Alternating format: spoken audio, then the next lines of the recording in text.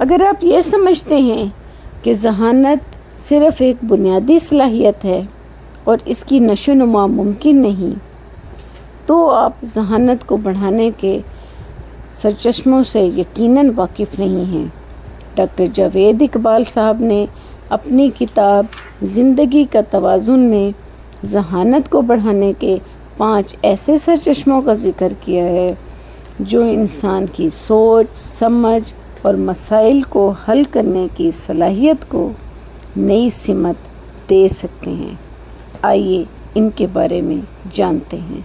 میں ہوں آصفہ بشیر، ایک clinical psychologist. Welcome to my channel.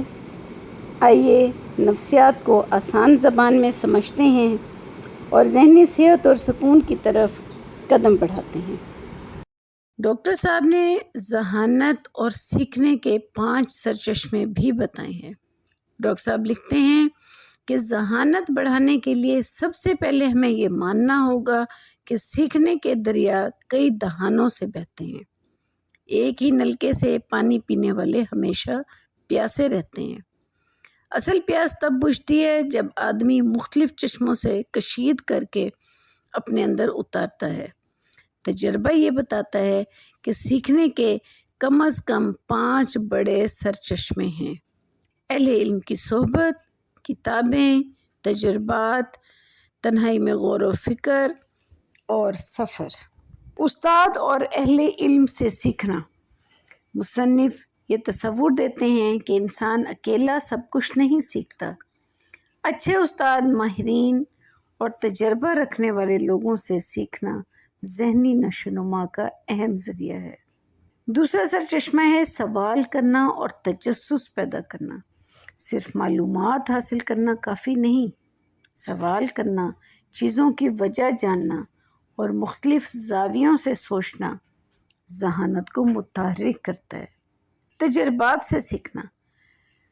Number 3 پر ہے تجربات سے سیکھنا۔ کتاب میں تجربے کو بہت اہم ذریعہ قرار دیا گیا ہے۔ صرف پڑھ لینا اور جان لینا ایک چیز ہے، جبکہ خود تجربہ کر کے سیکھنا علم کو زیادہ گہرا کر دیتا ہے۔ نمبر 4 پر ہے کتابیں پڑھنے کی عادت، یعنی کتاب بینی۔ ڈاکٹر صاحب کتاب کو علم کا بہت بڑا ذریعہ قرار دیتے ہیں۔ اچھی کتاب انسان کو اپنی محدود دنیا سے نکال کر مختلف لوگوں، خیالات، زمانوں اور تجربات سے جوڑ دیتی ہے۔ نمبر 5 پر ڈاکٹر صاحب سفر، مشاہدہ اور نئے دنیا سے واسطے کو رکھتے ہیں۔ سفر انسان کے مشاہدے کو وسیع کرتا ہے۔ مختلف علاقوں، لوگوں، ثقافتوں اور حالات کو دیکھنے سے سوچ کے دائرے وسیع ہوتے ہیں اور انسان چیزوں کو ایک نئے پرسپیکٹو سے دیکھنا سیکھتا ہے۔ اگر ہم واقعی اپنی ذہانت کو متحرک رکھنا چاہتے ہیں تو ہمیں روزانہ کچھ نیا سیکھنا ہوگا، سوال پوچھنا ہوگا، تجربہ کرنا ہوگا، تجزیہ کرنا ہوگا، پڑھنا ہوگا اور اپنی دنیا سے باہر نکل کر دیکھنا ہوگا۔ اب تک کے لیے اتنا ہی۔ اگلے چیپٹر میں ہم جذباتی توازن کو دیکھیں گے۔ اب میں آپ کو ایک آسان سی مشق کرنے کے لیے دینا چاہتی ہوں۔ یہ مشق کیجئے اور مجھے فیڈ بیک دیجئے۔ کمنٹ میں ضرور لکھیں کہ اس مشق کا آپ کو کیا فائدہ ہوا اور آپ نے یہ مشق کس طریقے سے کی۔